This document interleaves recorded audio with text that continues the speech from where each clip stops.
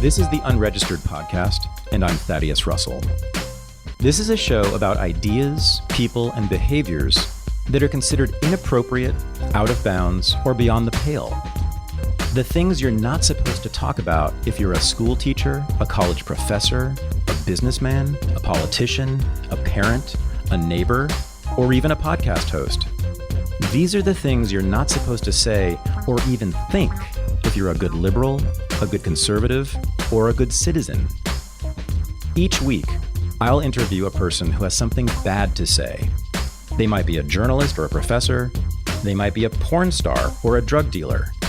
They might just be an ordinary person with an ordinary job who doesn't care about the rules of polite society. I'm not interested in breaking the rules just to be a troublemaker. I'm interested in people who break the rules of conventional thought and to expand the scope of what is possible to say in our society. I'm interested in people who make me think. The police in this country have been getting away with murder for decades. But in 2004, on the night of November 9th, they shot and killed the wrong kid. They shot and killed the son of a man who would not quit. He would not protest in the streets. He would not burn down buildings. He just waged a 16-year campaign to institute real reform so that police can no longer get away with murder. The problem is that my guest this week and his son weren't in the media. You've never heard their names because they're the wrong color. I would love to see someday on a stage all the people of all colors who were the family and friends of people who have been murdered by police in this country. If that's going to happen, we need many more people like this week's guest. This is my interview with Michael Bell Sr. I am joined from Kenosha, Wisconsin by Michael Bell Sr., someone I've been wanting to interview for quite a while, actually, long before he reemerged in the news with recent events in Kenosha. About 2 years ago, a video came out done by my friend Camille Foster with Freethink about you, Michael, and about the death of your son at the hands of the Kenosha police in 2004. It was absolutely riveting to me for a lot of reasons. We'll get into all of that in a second, but I've been wanting to interview you long before what happened to Jacob Blake, and I'm so glad that you're on the show, and I really appreciate you coming on very much. Well, I appreciate you having me on your show. I hope this turns out to be really good dialogue. Good. That's what I try to do here. So let's I guess tell the story about you, actually. I want to start with you. I know some about your background, but the facts of the case, let's just lay out the facts of the case, and then I want to talk about you. But your son was shot to death by the Kenosha Police Department on November 9th, 2004. They investigated themselves, cleared themselves. You then launched a national campaign to institute reform, which we will talk about for most of this interview. But I want to get back to you and start there, because you've been now for 16 years waging this campaign where a lot of parents of children who have died for any reason would just crawl up into a ball. I think I would. I don't know what I would do. I'm a father of an 18-year-old boy. So, but you have fought. I know you've thought about giving up many times. But for 16 years living with this and doing this and coming on podcasts and television shows and radio shows and talking about it over and over and over again. I mean, and you told me just the other day that you're quite exhausted, especially recently. You've been quite wanted by the media. Can you just tell me sort of how that's been, for 16 years, just choosing to carry this the way that you have? Well, I do have an interesting story, and Camille picked it up in his Freethink video. And I had pushed and I had worked and I had done so much regarding my son. And in August of 2012, I mean, I was in that half wake, half sleep state as you're getting out of bed, and I had a dream, and in this dream, my son came to me, and he put his hands on my shoulders, and he looked me square in the eyes and said, "Dad, can you believe it? Here, I'm here early for my birthday party," and I and I was sort of like, "That's so responsible of you." And then he hugged me, and I kind of woke up. I had a tear in my eye, and I had just about given up at that point. I mean, because it was this immobile rock. I just couldn't move it. It was just huge, so huge. Mm. And so I thought I'll give it one more try. And there was a police shooting in Green Bay, Wisconsin. I am a Marine veteran. Vet had was blowing off some bottle rockets, and a police officer came up and they confronted him and ended up shooting him. And a guy laid on a sidewalk for 8 hours under a sheet. And so I called a local billboard company who I had been doing business with, and I said, "Do you get anything up in Appleton?" And he said, "Yes." He says, "I have one billboard on College Avenue." And so I said, "I'll take it." And I had a billboard. It said, "When police kill, should they judge themselves?" And it had a big smoking gun on it and sent them to our website. And so I put that up. And it was $700, I remember. And I had done a number of these things because we had settled a civil rights lawsuit just prior to that. And next thing I know, it generated 7 media requests just because of that one billboard. Mm. And then shortly thereafterwards, a young African-American boy, his name was Derek Williams Jr., he suffocated in the backseat of the squad car. He pleaded for help. The police mocked him. And you could actually see his breath, his last breath on the dash cam as he fell over into the squad car. And so I went to Milwaukee and I bought 23 billboards and I put them up. And there was a number of different topics. Looks like, good cops remain silent, or when police kill, should they judge themselves, or "Sir, I can't breathe." And I put up 23 billboards, and I knew the traffic count at that time, and I was probably getting 6 or 7 million people a week looking at these billboards, and it was raising quite a stink. And so then the Milwaukee Professional Police Association kind of went after me, and I knew Mahatma Gandhi once said that first they ignore you, then they laugh at you, then they attack you, and then you win. And so they started attacking me. So I called all the billboard companies up there and I said, "What's your available inventory?" And I ended up purchasing 43 additional billboards in Milwaukee, and it raised quite the stink. And we had some people that were doing, some police officers who were doing body cavity searches on the street. They ended up getting charged. And then there was an inquest in this Derek Williams Jr. case. And then there was another shooting right afterwards in Madison, Wisconsin, and I ended up taking a billboard campaign right to the backyard of the Wisconsin Professional Police Association. And so essentially, I met with the director of the police association. His name is Jim Palmer, and I consider him to be a friend. And it was very contentious at first. But eventually he said to me, he said, "Mike, if you take down the billboards, we will help you craft the legislation that you seek."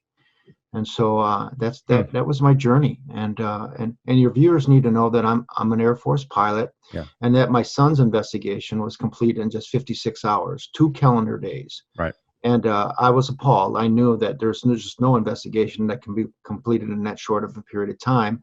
And I brought in my own historians and researchers, and we had found on 100 years, we could not find a single police department that found its own shooting unjustified during that period of time.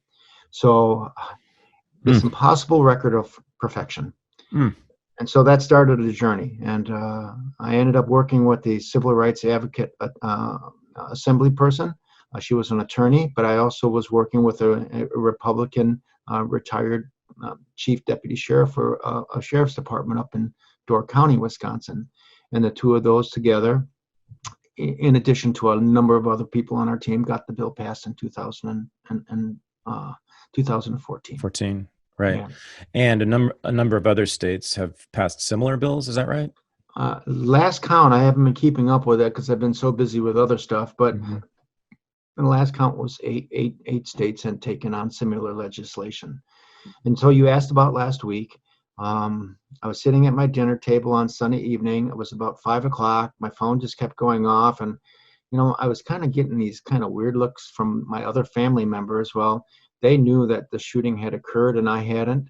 And my phone, because we have a Facebook page Mm. called Plea for a Change, people were sending me video of the Jacob Blake shooting. Mm. And by 9:30 that night, I had a call from the New York Times, and then last week I think I did at least 36 interviews, and it's just not the interview alone. It's meeting with people, coordinating, getting dressed, driving to locations, everything. So I was really exhausted last week. Yeah. Again, another reason I'm so grateful for you being here. This country's in a serious mental health crisis, and I know that my mental health has suffered tremendously over the last 5 months. Not just because of the lockdown, but because of the mass hysteria all around me. Politics in this country has never been more crazy making for me, or I think for most of us. Living in America now almost seems pointless because there really is not much of America left. But let me stop sermonizing for a second and tell you that thank God there are things that we can take, we can use that help us through times like this with anxiety, depression, and other ailments that are associated with stress. And CBD is one of my favorites, has been for about, 3 or 4 years now. I've been taking it on a regular basis for my anxiety, for my panic disorder, for my insomnia issues. And thank God, the sponsor for Unregistered is a CBD company that I love and that is giving all of us incredible deals so that we can get CBD for reasonable prices. So this is Paloma Verde CBD. It's a store out of San Antonio, Texas, run by a couple, Vanessa and Carlos Abelar. They started the company because both of their fathers suffered from chronic pain from manual labor. And their fathers were initially resistant to using CBD because they thought it was like a marijuana thing that was, illicit. And Carlos and Vanessa finally convinced them to use CBD, and it helped them with their pain. And that's what inspired them to found this store, Paloma Verde CBD.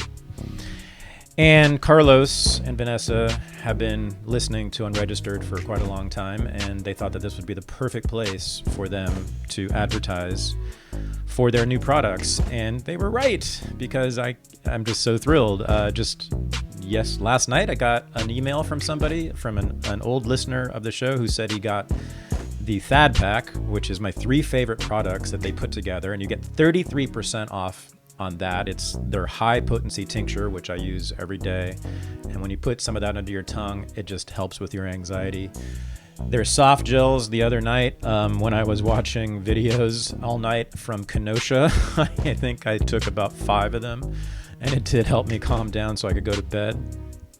And their gummies, which just are delicious. They come in many fruit flavors. I eat them like crazy. I'm always running out of them. So you get 33% off that. That's called the Unregistered Combo Pack, or sometimes known as the Thad Pack. But I forgot to mention that you get 25% off every single product in the store, no matter what, if you just use the discount code RENEGADE at checkout. 25% off everything. Then, on top of that, if you join their mailing list, you get another 10%. So that could be 35% off your first order. So go to palomaverdestore.com, buy the Thad Pack, buy these products that are going to help you through these very difficult times. Make your life better. Thanks. Where did you grow up? I grew up in a small community called Lakeville, Illinois, Mm-hmm. and it's about 35 minutes from where I'm located here in Kenosha. What kind of a family? How big was it? Did you have siblings? Oh, I had one brother, and it was kind of a tattered family. My dad was married and divorced 3 times by the time I was 18 years old, so it was Mm. one of those struggling issues. And so I joined. I got a job as a production setup mechanic for Abbott Laboratories here, and it was a pharmaceutical company. And then I took a leave of absence, and I went into the military. In the military, I finished my college, applied for flight school, got accepted to become an officer, went to flight school, and then I ended up retiring as lieutenant colonel, like I said, 24 years later. Lieutenant Colonel, Air Force for 24 years. 23 years, 8 months, yeah. Yeah. Wow. Okay. I didn't know it was that extensive a career in the Air Force. So why did you join the military, and what did you get from it? Back in that time, I just had this burning desire to be in the military. I don't know why it was there. But I did join the military, and I was an enlisted guy at first, and I advanced through the ranks. And what did I get from it? Yeah. Mm, I got discipline. Mm-hmm. I got courage. You know, Mm-hmm. you don't fly three conflicts for your country. I did Bosnia, Kosovo, Desert Storm, and Afghanistan Oh. Huh. without being put in some very demanding situations, some very high stress situations. And I go on to tell people that even though those were very stressful, some of the things I did in fighting for my son has even been more stressful than that. Yeah, Sure. there's been, yeah. Were you were oh, I didn't know you were flying fighter jets or bombers or I flew the Boeing 707 that was modified for air refueling. It was called a KC-135, and gotcha. so that's what I did. Yeah, Okay, yeah. But in Kosovo, Afghanistan, and where else? Desert Storm. Desert Storm, yeah. Yeah, one of my proudest moments was I was the cell lead of an air refueling formation with five other KC-135s, and then we had at least 36 fighters getting ready to do a first strike, Mhm. and we did it radio silent at night with the radars off, and it was very complicated and but it was one of my proudest moments. Hmm. And so you were in a uniform for much of your life, I did, and you and were when my surrounded. son got when Yeah. my son got killed, I didn't even believe my own daughter when my son got killed, her Hmm. version of the story, because I was just so pro uniform, and I just didn't think that uniform could do anything wrong. Boy, did I find out different. Yeah. Is that was your attitude about the cops until that night? Oh yeah, I mean, I was in disbelief, like how can this investigation be so fast, and what's really going on here? I didn't know that it was a complete sham. Yeah. Wow. Um, okay, so let's if you don't mind, and I can't imagine having to tell the story over and over again, but if you don't mind, let's just lay out the facts of that night and subsequently what happened for people, because this is the crux of it. So just correct. I'll start it, and you can correct me and take over the narrative whenever you want. But so it was 2 o'clock in the morning, 2:10, I think, a.m., November 9th, 2004. Your son was driving. Later, it's been determined, and I think everyone agrees that he was drunk to some extent. Is Yeah, that right? 0.133. Yeah, Okay, yeah. 0.133. Yeah. He pulled in front of his house where he was living with his mom and daughter. And by the way, sorry, mom and Sister. sister, your daughter. By the way, I assume were you separated at that point? I had my first wife and I were married for 14 years, Hmm. and ended up remarrying. And at that time, I had been married to my second wife for about 7 or 8 years. Yeah, Okay, we've been together almost 30 years now. So and Michael Jr. was living with his mom at that with time. his mom, yeah, Right. yeah. He was 21 at the time. He arrived at his own home. Hmm. People can go to michaelbell.info and they can see the dash cam there. Yeah. You can see Michael driving down the road. It's very steady, and he rides in front of his own house. If you watch, you can see that the lights go off, and he turns off the car, and he starts exiting just at the time the officer arrives behind them.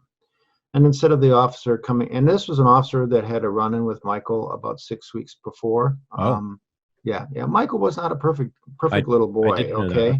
Uh-huh. Yeah. This officer, and in fact, they were due in court the next day, and but the officer in court hearing said that he determined that he didn't know Michael, but we have been able to take modern technology and apply filters and remove siren noise from the police audio, and now we know the truth regarding some of these issues. Yeah.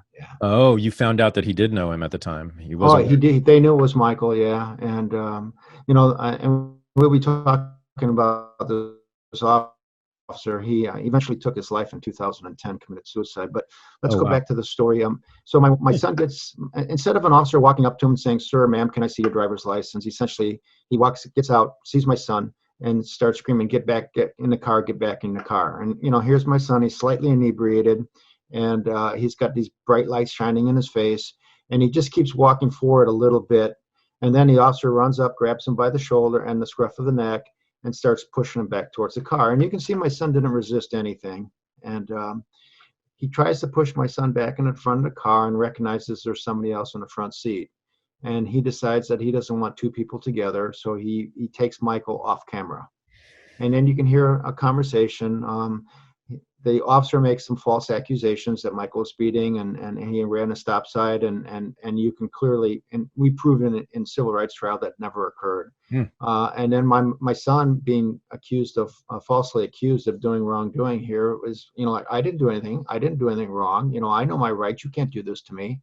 At some point, it got escalated. My son got tased. You can hear him screaming.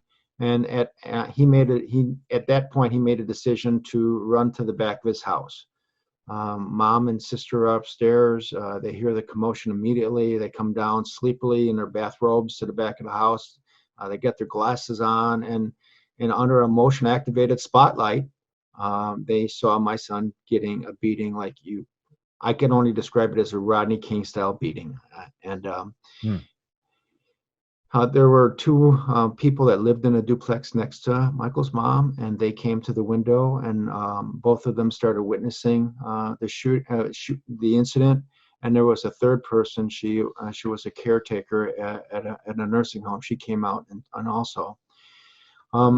At some point, as the women were standing there, they saw this beating. They really got really sensitive about it. An officer, Lieutenant Kruger, actually takes a gun and points it at the mom and puts it right in her face and says, "If you don't back off, I'll shoot you." And so 2 5'3" blonde-haired women, they backed off. And then at one point, an officer screams, "He has my gun." Both women said, "He doesn't have your gun." They clearly saw him with his hands cuffed behind his back.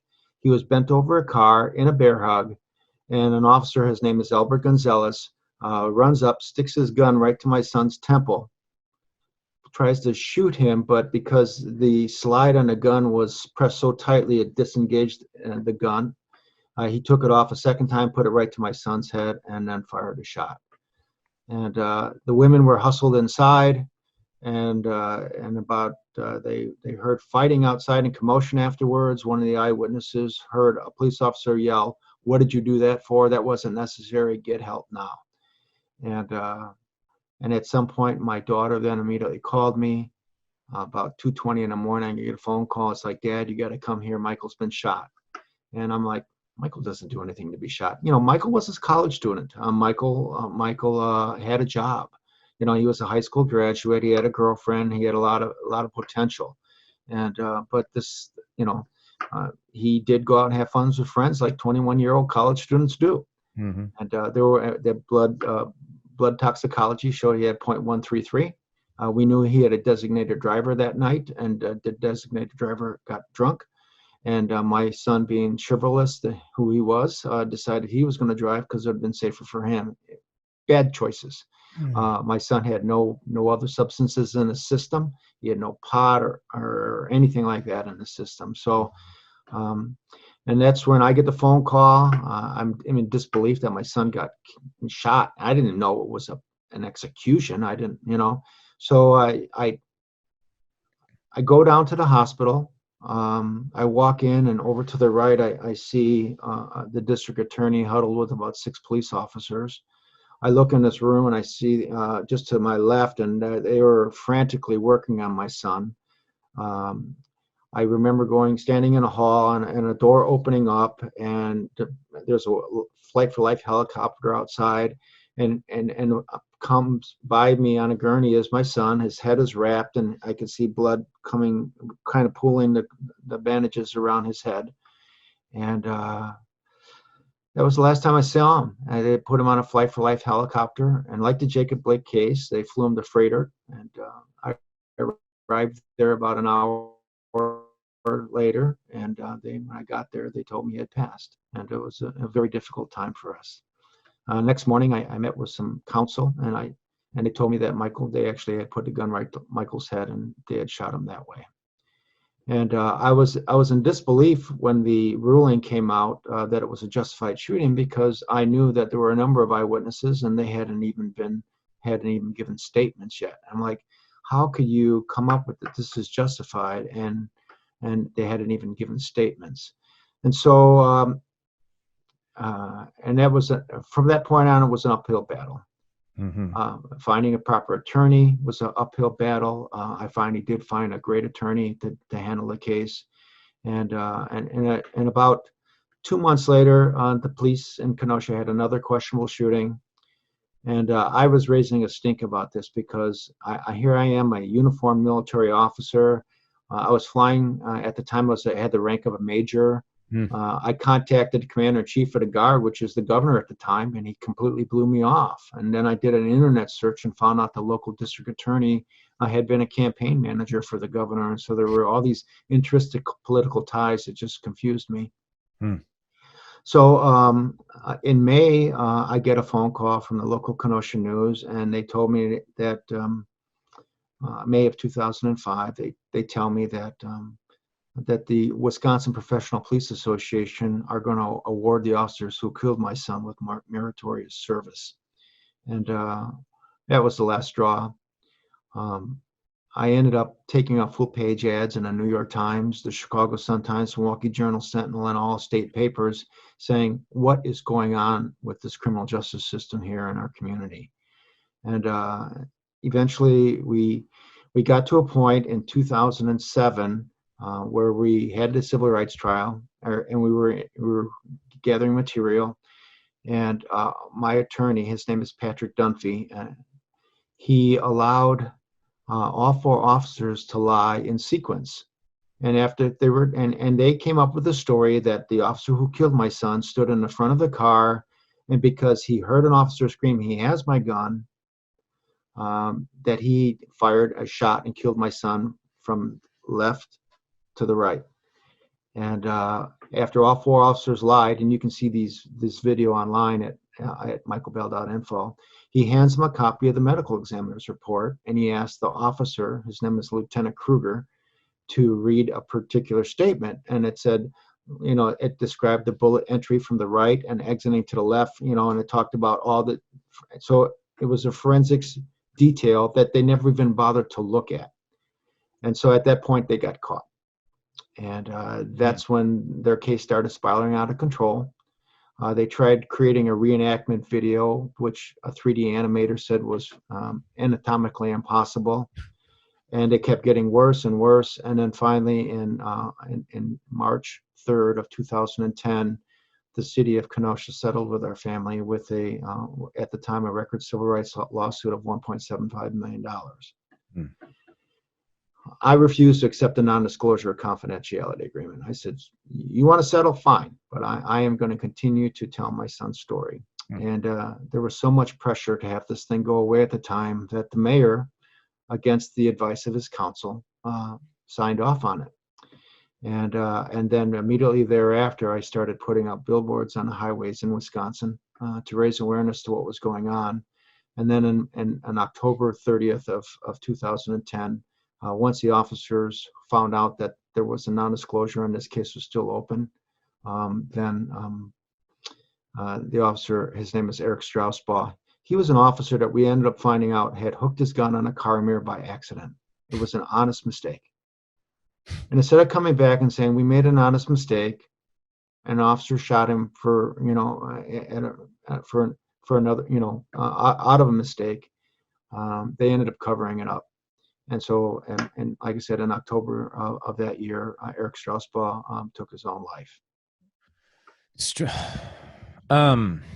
So it was, if you are correct, and I believe you, it was an execution. I mean, it sounds to me like there had to be some premeditated intent there. It is an execution.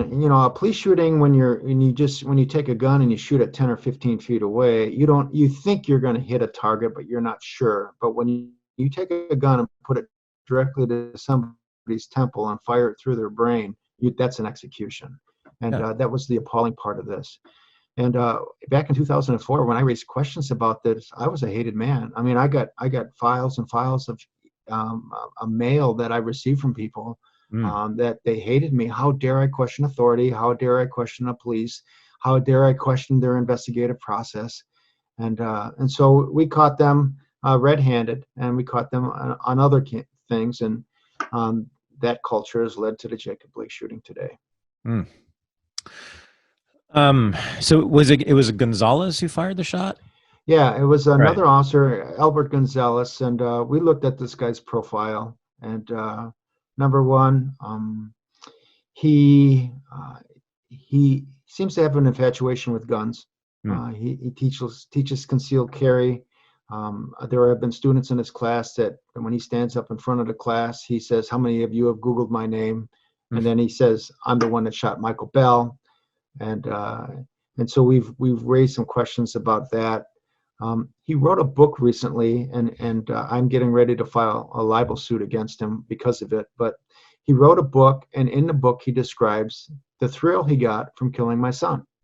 You know, it's kind of like when you see a big game hunter maybe shoot a rhinoceros or an elephant, and it falls.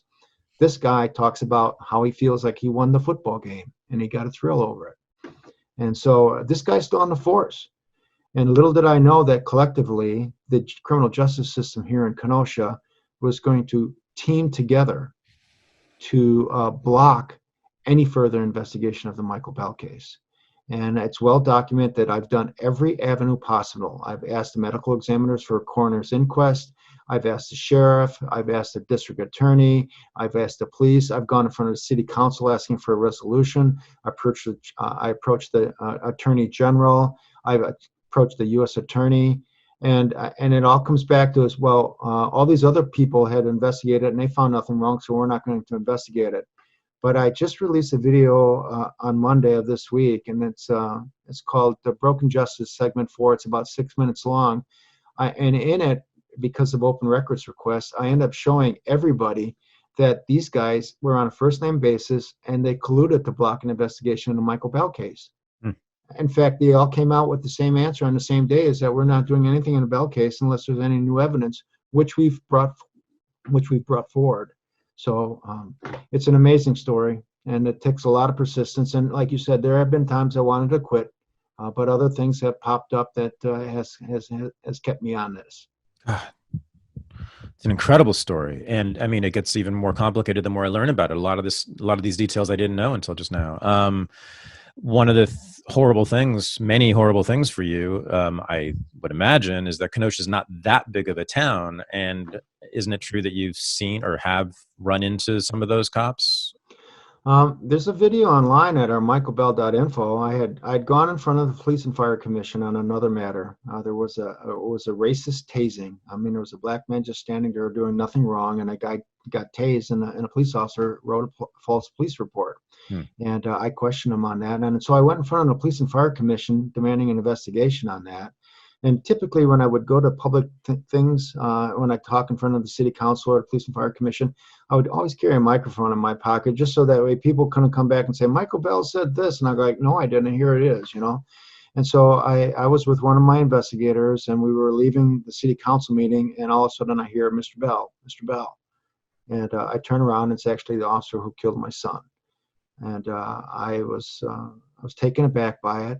I've run into him once or twice. It's a community of 100,000 people, but I've run into him once or twice, and it's very alarming. And this guy actually wanted to confront me. And so we went out into the parking lot, and for 8.5 minutes, and the audio recording's online, and and there's a video that goes with it. He confronted me about killing my son. Oh my God. And like I said, it's there online. So I did have run-ins. I had run-ins with other officers. People were very afraid. My own children were very afraid. My wife was very afraid, but I wasn't going to be bullied around.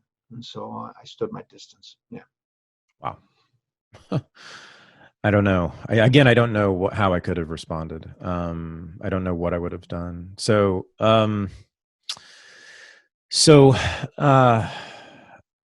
yeah, how you, again, as I said, you know, there are many, many people, we know this, right? There are thousands of people in this country who have lost children to the police. Most of them don't wage decades-long campaigns for justice and, most importantly, for reform. And again, the focus almost always is on revenge against the cops. We want to put them in jail. We want to punish them. We want to get them fired, which often I think is justified, and often I call for as well. But you're just about the only one I know of. I mean, there are very, very few who have actually called for real specific reform and actually won reform. But that has required so far, and you're not done, 16 years of living with that night, living with the loss of your son, retelling that story, that narrative, that date, that time, those names over and over and over again. I don't, I want to know what it is about you that allows you to do that. I don't think I could do it, sir. Well, it took a lot of special care to get this far. I mean, you don't take on these types of stresses without having a great massage therapist and a great acupuncturist. You don't take this kind of thing on unless you have a great wife. I've spent hundreds and hundreds and hundreds of thousands of dollars. I took an ad out in the Washington Post calling attention to this, and it was $67,000 it cost me. But I think your listeners need to know that if a white lieutenant colonel Yeah. Right. can have a blonde-haired, blue-eyed boy killed under a spotlight in handcuffs Thank you. with 3 eyewitnesses, and I cannot get justice, then there's just no chance that the African American man, the Asian family, the Indian family, the Native American family, Hispanic family, they don't stand a chance in hell. Yeah. Well, none of us do, apparently. I mean, because No. your son, as you said, your son was blonde-haired, blue-eyed, definitely classified as a Caucasian by anybody in this country, no question about it. And look what happened to him. And he is not the only one, as I'm sure you know. There Oh, are. I'm sure there's other police executions out there just like my son's, but because I call and I was one. I was an ignorant white professional, and I said this on Vice News just last week. I had blinders on. I didn't want to believe this. You know, I had I had white privilege, and I wanted to come home, and I didn't want to be bothered by all this stuff. And typically, when I saw a shooting reported on TV, I figured because I was uniformed and I knew the people that I flew with were very had a lot of integrity. I Mhm. figured that there must have been some reason why that person got shot. Little did I know that the truth is much like the Michael Bell case, the George Floyd case. I mean, there's just so many cases out there that Breonna Taylor. I can keep going and going and going, Sure. and there is a problem with law enforcement. Sure. I'm just saying that there are a lot we know about most of the African American cases, or we know about a lot of them, and those are reported, as we know, everywhere constantly. Cases like your son's are not reported, and this is one of the main reasons I wanted to have you on this show, because I've been frankly outraged that cases like your son get ignored by the media, that are just as egregious, if not more so, than the much more famous killings of Black people. It's as if we've flipped in this country the racial politics, right? So in the 1960s, it would have been just the other way around, where it didn't really matter when the cops killed a Black person; no one cared; it was ignored. But if a white person were harmed in any way, this was cause for national uprising. But now something has flipped entirely, so that it's almost like a deliberate ignorance of cases like your son simply because he was white. Do you see that? I mean, have you ever been upset by this, that there's a clear double Oh, standard based on race? I understand the African American community and Hispanic community, their frustration, Sure. because you see a total injustice, you show the lies, you show the cover up, but those that are in power collude to block you from getting the justice you deserve. So I fully understand their anger.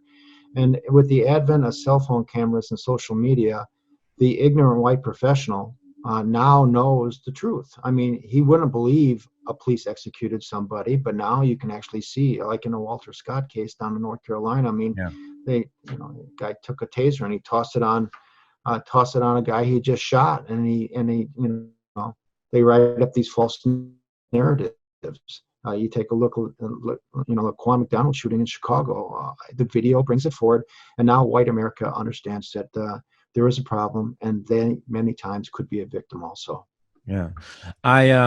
Yet another reason I wanted you on this show is that I'm I'm very interested in the emergence of a coalition of people of all colors who have suffered from police violence. And that is not what we're seeing yet, except I think for you, you are doing that work. You seem to be alone. In other words, you're one of the victims, and you are also expressing your sympathy to other victims of other colors, in a way that is incredibly magnanimous. But we clearly need way more Michael Bell seniors for that to happen. We need all the victims, or many of the victims, who are white. I hate even using that term, but that's the way we're classified by these arbitrary racial categories, unfortunately. But the white victims and their families, I wouldn't it be a beautiful day, to see a stage full of all the colors of all the people who have lost loved ones to the police, right? I mean, and when that happens, I don't think there will be any stopping the reform movement that you've been waging for almost 2 decades now.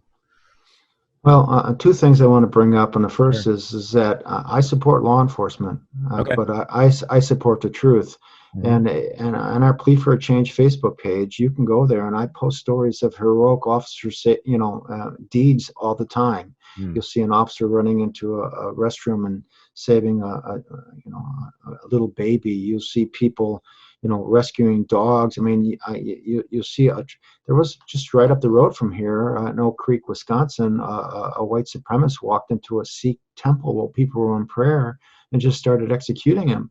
And Lieutenant Brian Murphy took 14 bullets to save those people. You Mm. can't tell me that law enforcement doesn't care. There are good in law enforcement, but it's a system. You sue a city, that's going to cost them monetarily, so they collectively come together to block you and block the truth. And so that's the first thing that I really want to tell you about this. Okay. So there was another point, and I forgot what it was right now. No, that's okay. I would love to. I'd love to talk about your son. I'd love to talk about Michael and his life and what he was like. And you said that right now maybe again, it was in the video with Camille. I think you made some joke about he's probably looking down at me now and laughing and happy that he's giving me such a hard time or something like that. So I can tell you that my son never hesitates to give me shit.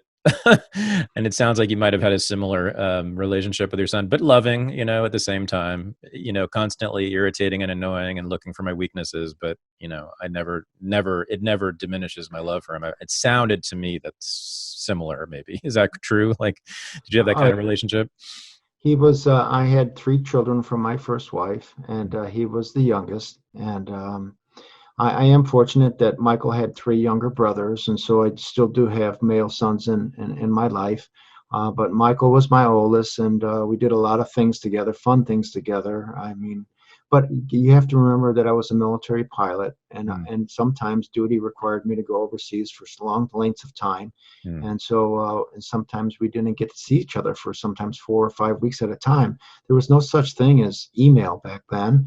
I had to use an HF radio at a command post just to call home mm, back in the 80s. Yeah, Michael and I did a lot of fun things together. We loved to fish. We loved to visit. I took him to Alaska with me. I mean, I took him to Washington, D.C. I took him to Spain. What I tried to do sometimes is if I was given a military assignment and I had to go to some other location, I would try to bring the kids over there so that way I can still spend quality time with them. mhm, Um, Michael loved to eat. He loved friends. He had a really good heart. He's very kind. There's one of his friends. His name is Marco Daniels. Marco got into some type of financial issue and couldn't get his car fixed. And Michael just gave him his whole paycheck and said, "Here, get your car fixed, on me." So that's the kind of guy that Michael was. I expected Michael to get married. He did have a love of his life. I still am very close contact with this young lady. I mean, so that's Michael. Michael, we own apartment buildings, and Michael became a superb, hands-on kind of handyman. mm. Michael, would work alongside with me. I mean, what do dads do? They teach their son their skills, and so Michael would come work for me. I would pay him, so he always had that type of connection with me too. Hmm. Hmm. I imagine it must have been very hard, and there had to have been. I mean, for me, I would have felt quite a bit of guilt. I have a guilt complex, I admit, but I have, because I'm divorced as well. I have spent a significant chunks of time apart from my son since the divorce, and I have been racked with guilt by that. Was that part of it for you when you were in the service? When I remarried, I would pick up the children every Friday, like at 4 o'clock. and I would keep them till Sunday every single weekend. And that actually became a point of contention when we first got married, because I had spent so much time with the children that they really got upset with that. Or my wife got upset with that, because she just wanted some alone time with me. Mm-hmm. But so that became a point of contention. Uh, I I really feel that I really gave Michael a lot of time. I just Okay. did whenever I could. It was always be there for my son. He was on the football team. I would attend the football games and do whatever I can. And those are the things I did. I tried to really give him some great experiences. Sounds like you did. Okay. Yeah, I get it. Yeah. I'm curious how your current wife and your ex-wife, who's Michael's mother, have felt about you waging this campaign for this long. Well, I think Michael's mother probably is content that I have waged this. Hmm. My wife right now, she stood shoulder to shoulder with me when Governor Walker signed the bill in 2014. Hmm. It's created a lot of tension in her life, but she's finally come to the realization that this is who I am, and she loves me for my dedication to this. But it does create problems, and my youngest son is a little bit tired of me doing interviews and me waging a reform campaign, and so there's been times that I wanted to quit and just let it go, but it got to the point where every time I was just about ready to do that, something odd would happen. And I mean, there was one time I really tossed my head in a ring, and the next thing I know, a police officer here in Kenosha planted a bullet and a driver's license at a homicide scene. He put it in a knapsack. And these are the stories that come out of Kenosha. They typically get swept under the table. Okay. Wow. And so this officer, Kyle Bars, admitted to his staff that he had planted evidence at a homicide scene. And you think that that good leaders would then remove this guy because his integrity was in question? He was allowed to process evidence for months after that. And a judge wrote a report that there was a cover up and that type of thing. And that led me back into it a second time. So, um, where does the case stand in my son's case right now? It's not a cold case.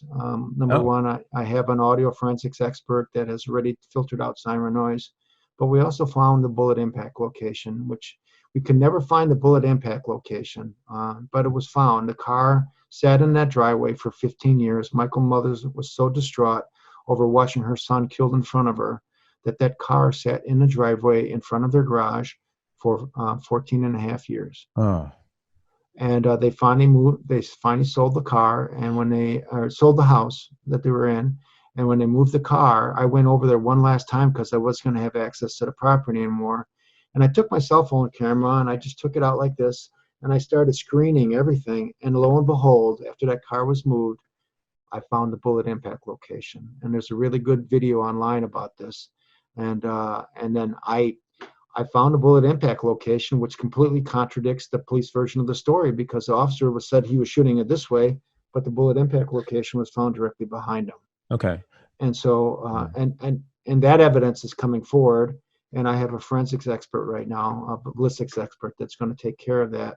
And when that confirms that that is the bullet impact location, then I'm going to be pressing for second degree intentional homicide on the Oh, officer. you are. Okay. Yeah. Yes. You're going for criminal charges. Yes. Well, and that's one of the unique parts about this case is that there was a civil rights settlement, Hmm. Right. but during the civil rights settlement we found the criminal behavior. Right. So even though I settled on the criminal rights side or civil rights side, the criminal is still open, Right. and so So, yeah, I mean, I don't know if people have gathered this, but in terms of a political figure in American history, Michael Bell Sr., you will go down as the person who led the movement that will probably end up forcing cops to submit to independent review boards. I mean, until now, so people aren't clear, if people don't get this, cops investigate themselves in this country, and you are leading the movement that so far has won some actual reforms in various states. It's remarkable. But I wanted to go back to something in the story that I didn't know about until we were just talking. That, and again, this is not like exculpatory for any of the cops, but I just find it really interesting, and I'm really curious about what happened. Or you said there was some sort of confrontation or some kind of encounter between Michael and, was it Gonzalez or Strausbaugh? Straussbaugh. Yeah. Strausbaugh. Okay, just recent, like a week or two before the shooting. I think it was about 6 weeks prior. Okay.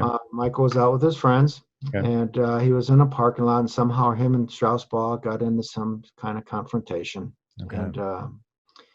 And so they were actually doing court the next day on that particular incident. So most people had said that once Straussbaugh recognized it was Michael, it was his duty to stay away because he had already had a previous incident and was going to be judged. And so I will tell you this, and this is kind of an important thing, and I just found out this recently, is that I knew that Michael was a target for police. There was an incident at a bowling alley when he was 16 years old. He was bowling with a bunch of friends, and a man was taking a woman, and he forcefully bent the woman's arm behind her back, and he was shoving her out of the bowling alley. And my son said, "What are you doing that for? Hey, you're too big to be, muscling." Well, it turned out to be an off-duty police officer that was manhandling this woman and escorting her out. Somehow or another, Mike and this officer had words, and that turned out to be a problem. From that point on, Michael was targeted.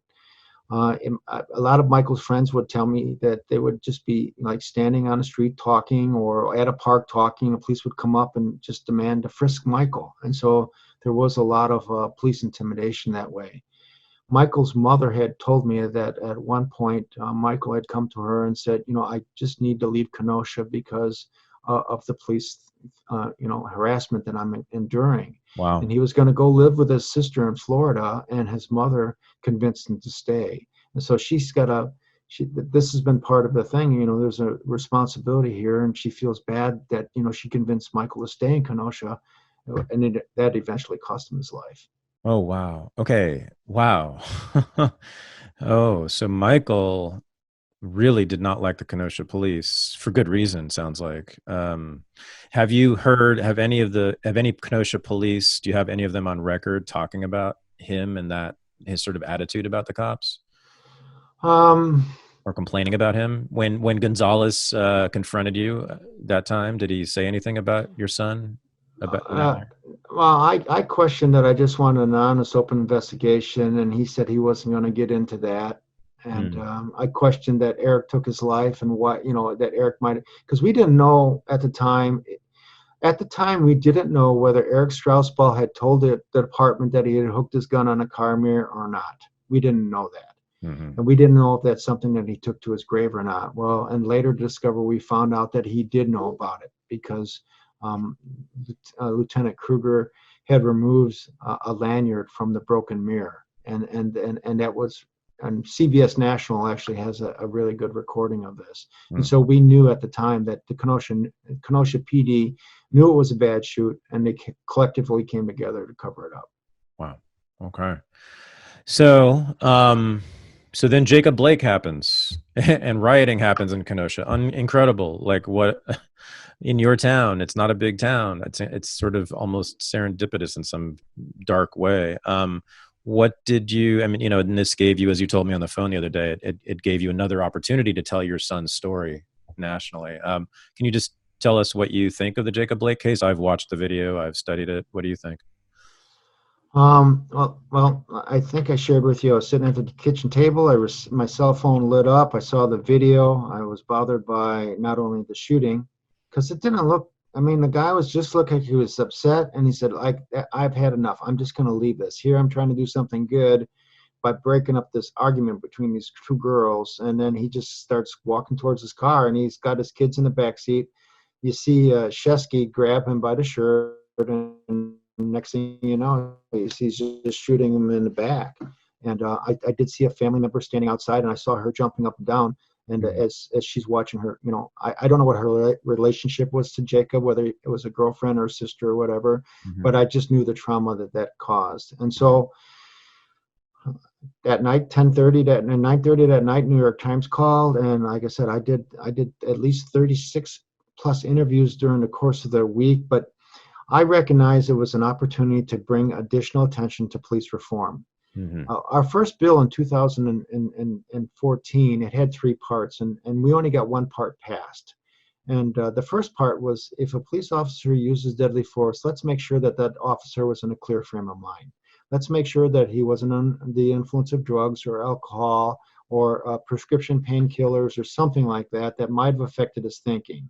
Because I have multiple stories where police officers have get your DUIs. They sold dope out of a squad car. A chief snorted cocaine off his desk.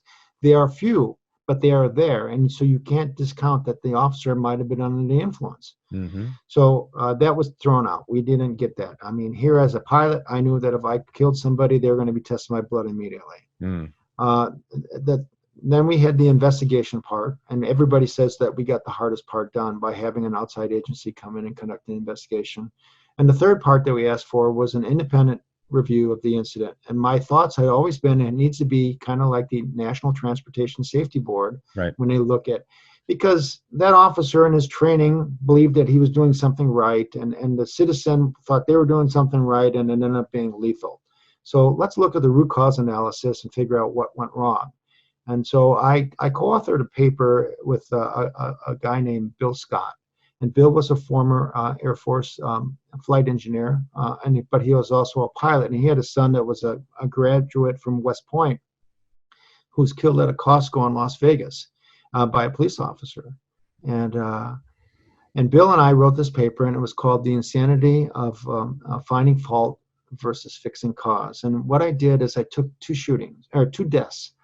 It was the John Crawford shooting in Beaverton, Ohio. Kid standing on a cell phone, he had a toy gun, and somebody called dispatch, and officer runs up, put down the gun, and just shoots him and Hmm. kills him right there in a Walmart. But then I also took the event of somebody down in St. Louis. He taxied onto the wrong runway as a jetliner was taking off, and the wing of the jetliner cut through the canopy and killed the two people that were in the small aircraft. And I showed how one changed aviation forever. Hmm. Because aviation looked at it and said, why did this guy die? How did he end up on that runway? How did Tower not see this? How could ground control give him clearance across that runway? How come the jetliner taking off? So it changed aviation forever, but the John Crawford shooting in Beaverton, Ohio didn't do anything. Hmm. All it did was fix blame, and they withdrew. They made a settlement or whatever, and then they didn't do any changes. And one that's just going to continue. And so that is what we're pushing for. And that legislation was introduced Monday of this week. Mm. I work with a former police officer. His name is Van, and that's his first name. His last name is Wangard, and he's majority caucus leader here in the state of Wisconsin. And for 4 years, him and I and a number of other people had been working for this Police and Community Safety Board. And we had a summit here a couple of years ago. I invited the director of the National Transportation Safety Board. I invited the director of NASA's Aviation Safety Reporting Systems and Harvard Medical School to talk with law enforcement about these learning models that they use to improve their profession. And finally, after all these years, the bill was introduced on Monday of this week. And Mm. so I know the Washington Post covered it last week, and the Wall Street Journal covered it this week. And so your listeners can go out and look for those articles if they need to. It's But remarkable. Yeah, it's it, remarkable. Yeah, that yeah, you're. they needed to be beat up. I mean, law enforcement had all these bad attitudes, but because they're being hated, they can't keep personnel. They have to lower their recruiting standards. I mean, they are really in a desperate situation. And finally, they recognize that they can't hold these same hardened attitudes that they did in the past, and they need to change. And so finally, they couldn't solve it amongst themselves, and this is the only way forward for them. And so this bill has been, and I was very proud to be part of it. So we still got to get it passed, but it's there. Mm. That's fantastic. It's great news. When are you going to stop?